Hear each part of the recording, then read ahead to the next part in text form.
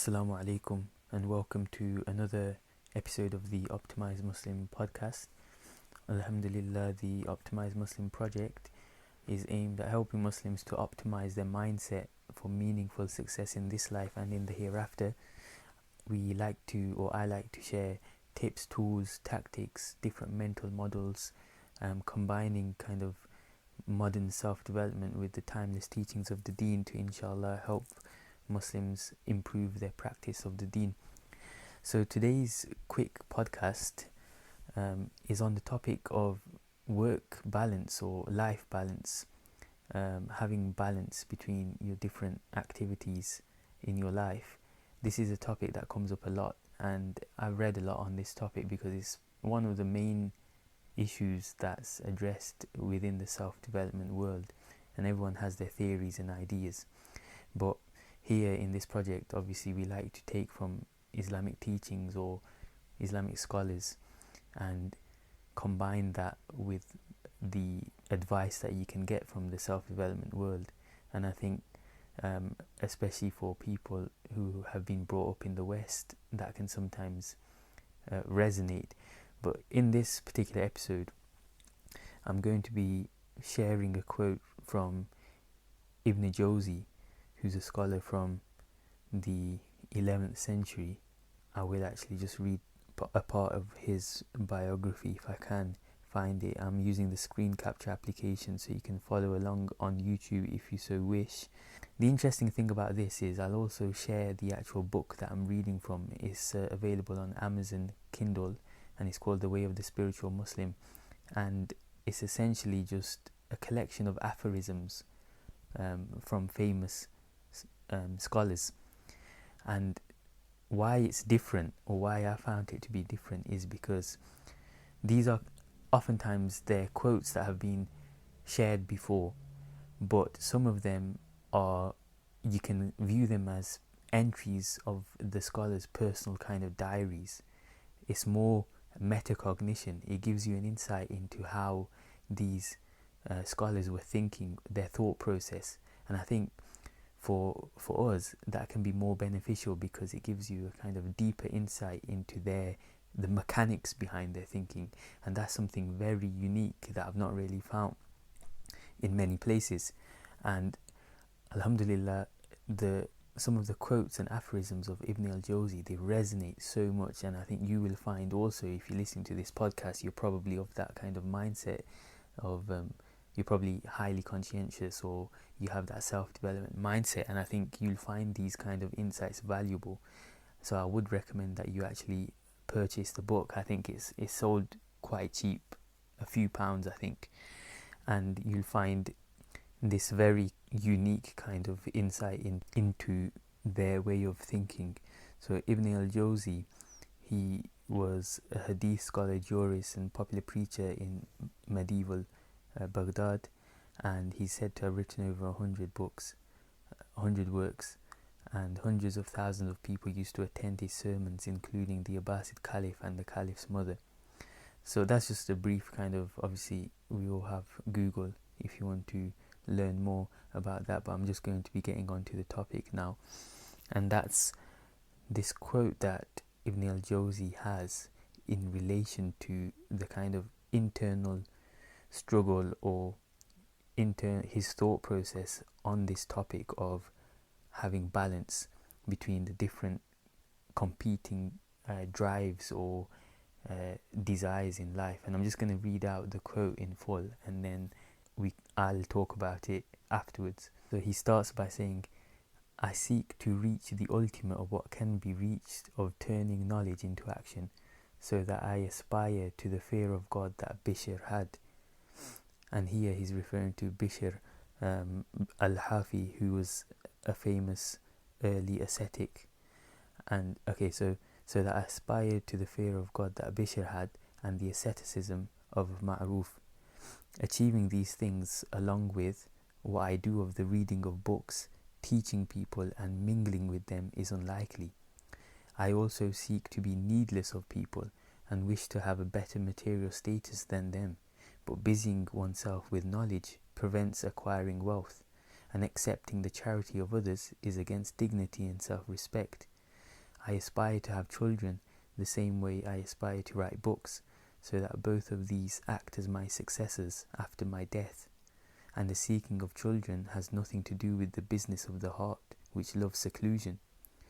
I also seek pleasure through women, although the lack of wealth prevents acquiring it, and if the pleasure is acquired, it reduces motivation for seeking other worthy things.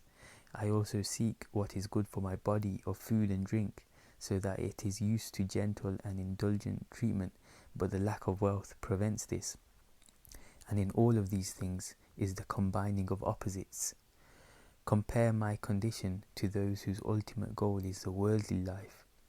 I do not like that the acquisition of anything of the worldly life should taint my faith in any way, and I do not like that it should affect my knowledge nor my deeds. How anxious I am to perform qiyam, to stay up at night for worship before going to sleep, and to achieve true fear of God, while also refreshing my knowledge and busying the mind and heart with writing and with acquiring food that is fit for the body. How sorrowful I become when I miss the opportunity to speak with God in private due to meeting and informing of people. How much the fear of God fades when one has to seek what family cannot do without. So that's the end of the quote.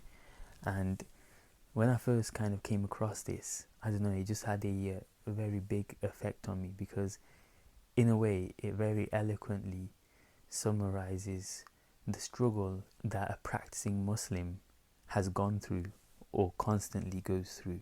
However, obviously because you're reading it in the words, which again comes across as a diary entry of this famous early scholar, it kind of resonates on a different level, especially where he goes through the different competing needs of life, whether it's acquiring more wealth to support one's family, or not be dependent on people.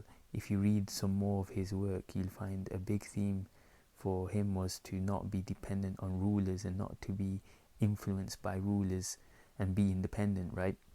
And then he talks about the having children, but how this will take away from his time to do other things. He talks about how get married, but that requires wealth, and to seek wealth takes away time from studying.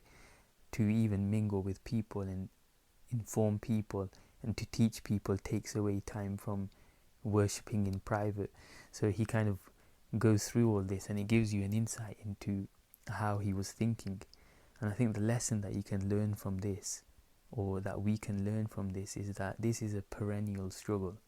Sometimes we like to have this notion that people in the past had it all figured out, or people in the past seem to have not gone through these struggles, or their time was different, or they were living simple lives and everything was all easy.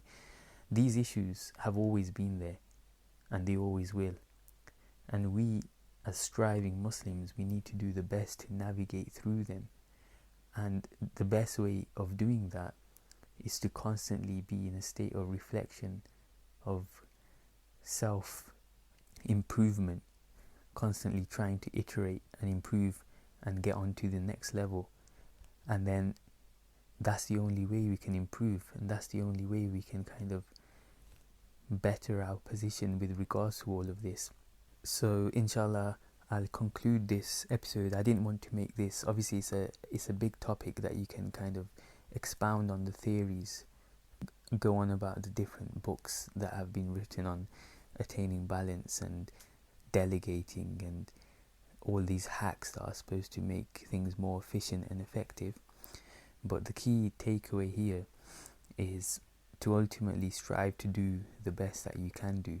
And also a kind of meta lesson from this is that I was once listening to an Islamic speaker, who, and I won't mention the name, but they were kind of explaining away potentially a lot of the benefit that we can get from the books and teachings of these previous scholars, which sounds like a crazy thing to do, but essentially he was stating that we shouldn't read too much into the works of previous scholars because they didn't have social media, so therefore what they put in their books was a presentation of their ideal self, and therefore you shouldn't look into that and become disheartened as to your own practice, because they were only putting their best self in their books. It didn't necessarily represent what they did on a day-to-day basis, and that idea just didn't sit well with me. And then it's especially the case when you read things like this.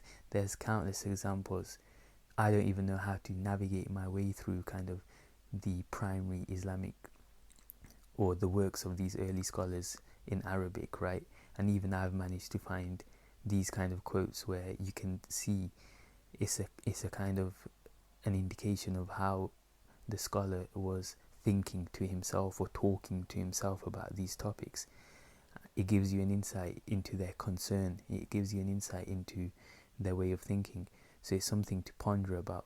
And inshallah, I'm going to continue on with some of the lessons that we can get from Ibn al-Jawzi, and the next podcast, inshallah, or soon, it might not be the next one, but soon to follow, will be on the topic of being conscientious, or being scheduled and having concern for time, and how these early scholars used to approach that topic.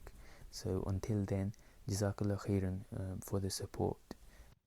If this content makes you think, you find it beneficial, it improves your deen and life in any way, as a favor I ask that you make dua for the success of this project. It's small at present and just myself, but I have a vision for it, alhamdulillah. Secondly, I'd ask that you share a screenshot on your social media, or better yet, send it to that one friend that you know thinks in a similar manner and would benefit. If you guide someone towards a good action, you get the reward of that action. And in doing so, we can benefit from one of the positives of this hyper-connected social media world in what I call the good deed multiplier effect. Please also rate the podcast on whatever listening platform you use, so it's promoted to more people, inshallah. Assalamu alaikum.